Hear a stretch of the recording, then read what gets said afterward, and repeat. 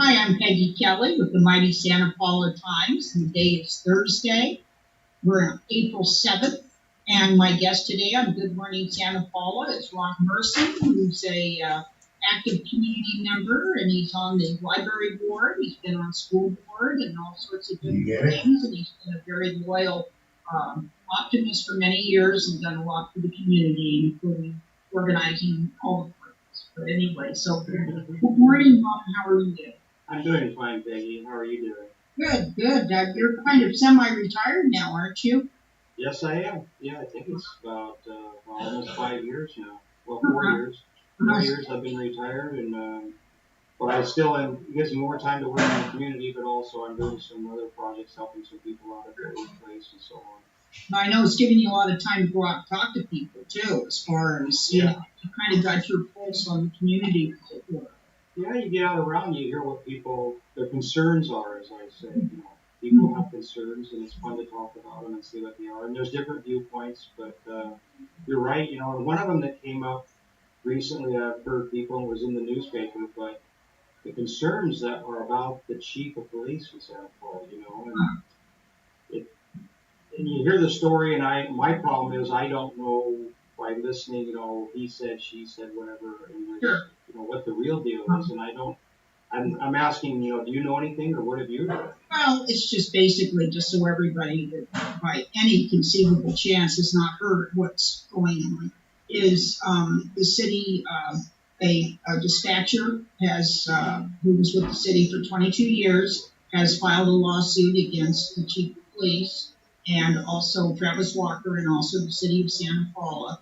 And she's alleging that she was sexually harassed by him, and to the point of assault, actually, which pretty well follows along with the first lawsuit that occurred in Cathedral City, and that was several years. It was before he came here, and that suit itself was settled for $500,000 by the insurer, Cathedral City.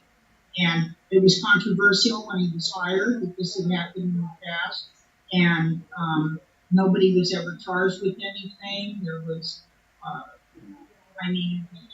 guess it was guilty and proven innocent, or whatever. But for now, this has come up. Just a month or so.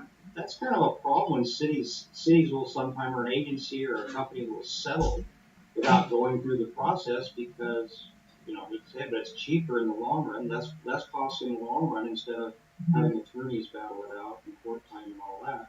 But that doesn't mean somebody's guilty. It means sometimes, like if the city decides we want to settle to save money, he may have been innocent, but people assume he's guilty or something. They don't know the answer. It's usually insurance companies that want to settle because they're the ones that ultimately end up. Yeah. So,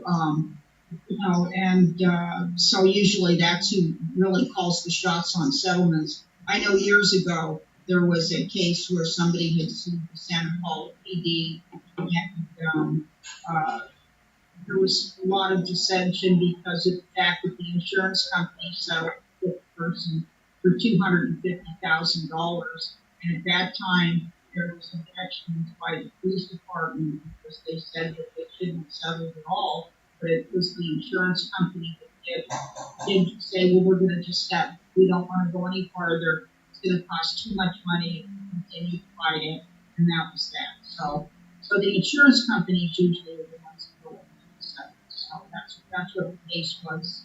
I do agree with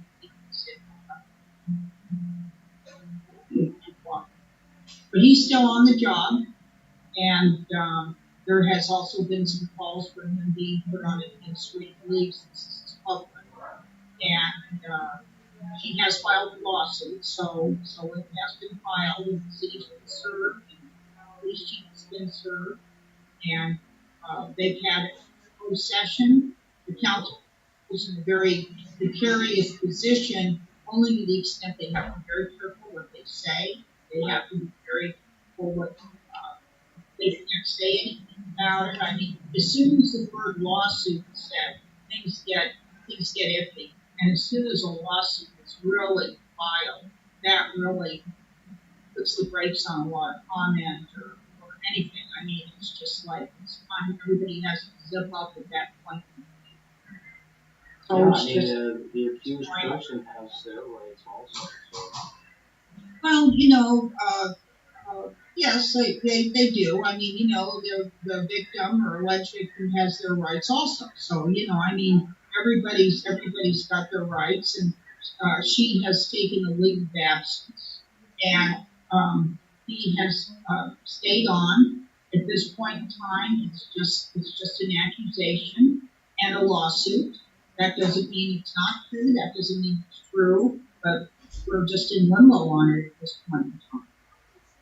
Yeah, and it's kind of interesting too when you have the other issues, and that I've heard. It's kind of quieted down, but I think what was there, a fire captain, a fire chief over in Oxnard, and Battalion chief, yes, battalion chief, and then there was a battalion chief. But he was being sued by 5 women, so that's usually a pretty good indication that you better try to settle that as soon as possible.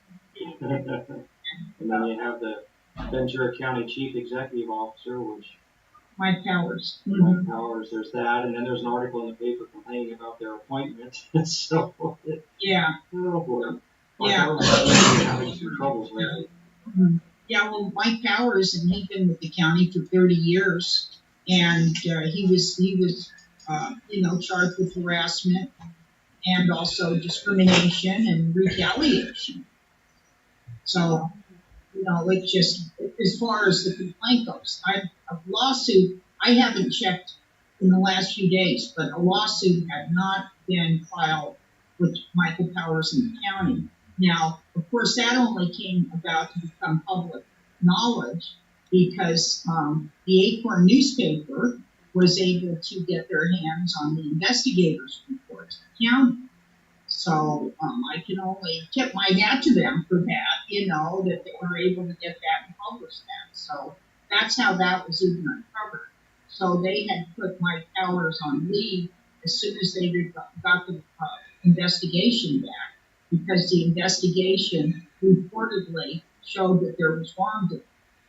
And at this point in time, they are investigating Chief Walker in Santa Paula. And I don't know when they feel the investigation is complete. Yeah, so it's kind of like from a public point of view, a community point of view, we kind of need to sit back and listen or wait and see what happens. Let the investigators do their job and come up with some answers and hopefully get to the bottom of it. And then, I mean, you hear people making comments that they're so definite, they're so sure that something has happened. And you're hearing also, rumors around town. There's both sides of the story and different things, and it's been kind of confusing. I haven't really I can't figure out what the real story is for myself. I haven't been able to figure that out yet. It's too many unknowns for me. Sure. I'm trying to just kind of listen and hear things, but not. I'm careful. I try not to spread, all that I hear that people just go out and rant about it on Facebook or anything like that. It's just, let's see what really happens. Let them do their job. And, I think that it's a tough spot for the council, but if they get to the bottom line that there's some wrongdoing happen, I'm sure that they'll, as you said, I think previously you told me this is a city manager run. Yes. Government. Yes. So he's the one that, I believe, is that right? The city manager is the one that has to actually decide what's going to happen. Yes, because he hires and fires everybody in this, except for the city attorney. And the council has complete power over the city manager and also the city attorney. Those are the only 2 employees they hire and fire. Now, that's not saying they don't have some sort of an influence. That's what I was going to say. They can influence in some way the city manager, and I think the current city manager is pretty open to what the city council is discussing. He's pretty savvy about that. And they work together, I believe. So, and I'm sure Dan Singer, if there's a problem, he wants it taken care of. So. Yes, I would assume so. And I've had several people say to me, and probably you've heard it too, well, why did they hire him in the first place? Yeah. Had been this accusation over in Cathedral City. And, Santa Paula, is the type of place, we don't have a lot of money to hire people just for starters. And we either get people like Wally Botkowitz, who this was his first city manager's job, and did a wonderful, wonderful job, and went on to much bigger and better things, and big, maybe not that bigger, and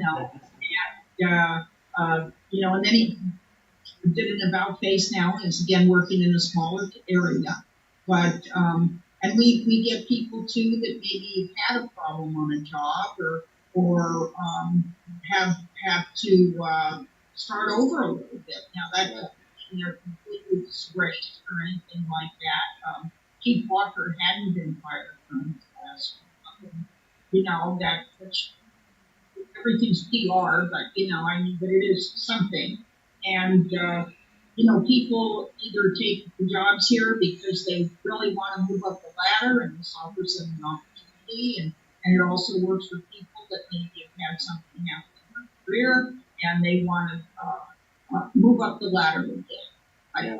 So, and sometimes we get the best people in the world, and other times maybe not so. Well, it sounds like we need to just kind of sit back and watch and be patient and let everybody do their job, and we'll see how this works out. And I feel confident the city council and the city manager is going to do the right thing in the long run. So. Right. So I was kind of thinking of one other thing, kind of a lighter subject I would think is I've heard discussions about the school district, and they are going to. Let's see, something's just come up that they say there's a bomb threat.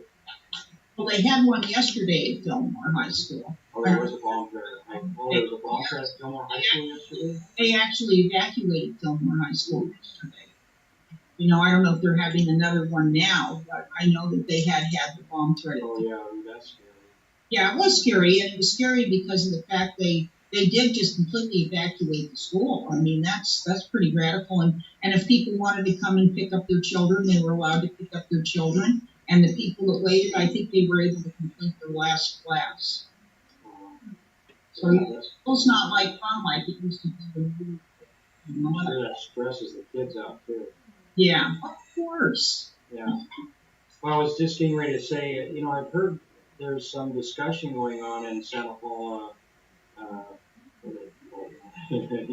Is it called the Unified School District? The Unified School District. Yes.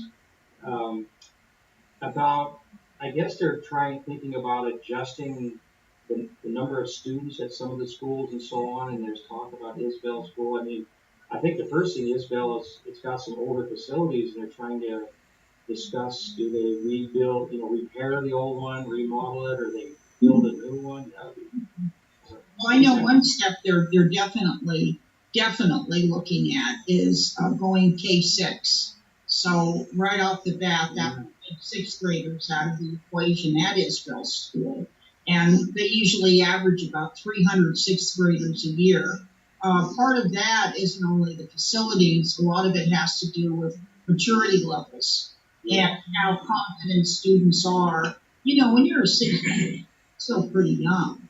Yeah. And, and it's a big world out there, and maybe they should be, have another year and then go into women 8th and 9th, and then 7th and 8th, in high school. Yeah. So if that were the case, they're even thinking of maybe making several schools K-8s for that matter. But they definitely are on the path to doing K-6s in a lot of schools. I'll have to study which ones are going to be able to be converted, have room, which ones perhaps don't have room. We've got, 8 schools like this in town. So 300, you could split that up pretty easily. But still, some places do more practice than others. Yeah, I think it's 7 elementary schools with this. Yes. And it still has a bad reputation. Everybody agrees to that. There's, unfortunately, it does. And people have big children now. They don't want them to Isabel. But at the high school, it doesn't seem to affect the high school. Yeah, But there's some I think some of the elementary schools have declining enrollment too, but maybe they like almost all schools have declining enrollment. yeah, so if they push some of those kids back to the lower grades, it'll help that school out. Sure, because we've got a declining birth rate, but we also have a rise in people homeschooling and putting their kids in private schools and things like that. So yes, we definitely have. So there sounds like the school district's taking this as an opportunity to look at the whole picture all the way K through 8, pre-K through 8. And I might add the high school though. Very often people at homeschool send their kids to the public high school, so they're not as effective. They're not nearly as effective. I see. And plus the fact they get the students from Mufu and Briggs and Santa Clara. Yeah. So I can see where they maybe just do some adjustments and so on. Plus might be lower the attendance to give them a chance to do their remodel or reconstruction of the building and so on. So that sounds pretty good. There's some interesting things. Some people will be affected as their kids move around or stay closer to home and so on. Yeah, and I know as you're a parent and I'm a parent and all that jazz. And when we were kids, we had junior high, and that was what 7th, 8th, and 9th, and then high school was 10, 11, and 12, and then they changed it to middle school. So then all of a sudden it was, and that was past my time. That happened after I was out of school, and so they're just kind of shifting back. I guess they figured maybe the old days were better. Yeah, I think the part that I heard is that they're going to leave the kids at the high school because of the sports and stuff. Ninth graders get to play, freshman basketball, all those kind of things. Good, they get a head start on it. Absolutely, and that's why a lot of the homeschooled and people that go to private schools, very often they'll go to high schools because that way their students can take advantage of the sports program. Oh, yeah, that's cool. That's good. Well, sounds like a couple of interesting topics going on here in Santa Paula. Let me just add, as far as the schools go, they will, if they go ahead with this plan, let's say to, eliminate 6th grade from Isville, they'll be doing all the study and work on that next year, and then the year after that, I think they would be done. Oh, so there's a year or so away. Yes. Mm-hmm. They might fool us and do it faster, but at this point in time, it would take them a while. Facilities are involved, environmental impact reports might be involved. I really don't know if they are. It never moves fast. Yeah, they might have to move the school boundary lines for the elementary schools because as East Area 1 builds up, I don't know which school those guys go to, but it'll push everybody to the west a little bit maybe. I think they were figuring that they would go to Bedell. Yeah, so that might push some of the kids to the west of it, or the east of Bedell, or just west of it, push them further over. Maybe. Well, anyway, that's interesting stuff. It's always fun to see what's going on in Santa Paula. Yeah, never a dull day in Santa Paula. Actually, I can even fine tune that. There's never a dull moment in Santa Paula. Hey, I sent you a press release today, didn't I? Yes, you did, about the Labor Day parade. Yeah, we'll say it out loud here that we're going to do the Labor Day parade again this year, and it's on, I believe it's Monday the 6th. Well, it's on Labor Day. It's simple. Somebody said, when is it? It's on Labor Day. It's on the same day every year, Labor Day. Labor Day. So we're going to do the Labor Day parade. We're getting geared up for it. We're working with the city to help us out. Discussions about the finances for that. The city's being very cooperative and helpful, so everybody's looking forward to it. They want to do it. So. Well, they wrote the Labor Day parade is something. I think I might have an announcer. She's a great gal. She'll do a good job for us, and a great guy on the camera to record, live stream it for us. You can watch it anywhere in the world. At any time. At any time. Yeah. KDY TV, that's the best place to see what's going on in Santa Paula. Absolutely. Ron, I appreciate you coming by today. I know we're going to have more of these discussions in the future. You're my official man on the street. Thank you. Okay, well, it's nice visiting with you as always, Peggy, and thank you for all your support in the community, with all the service clubs and so on. Sure. The mighty Santa Paula Times takes care of us. Mighty Santa Paula. Everybody out there, you all have a wonderful weekend. It's going to be hot, so at least Friday's supposed to be the hottest day. Be very careful in the heat.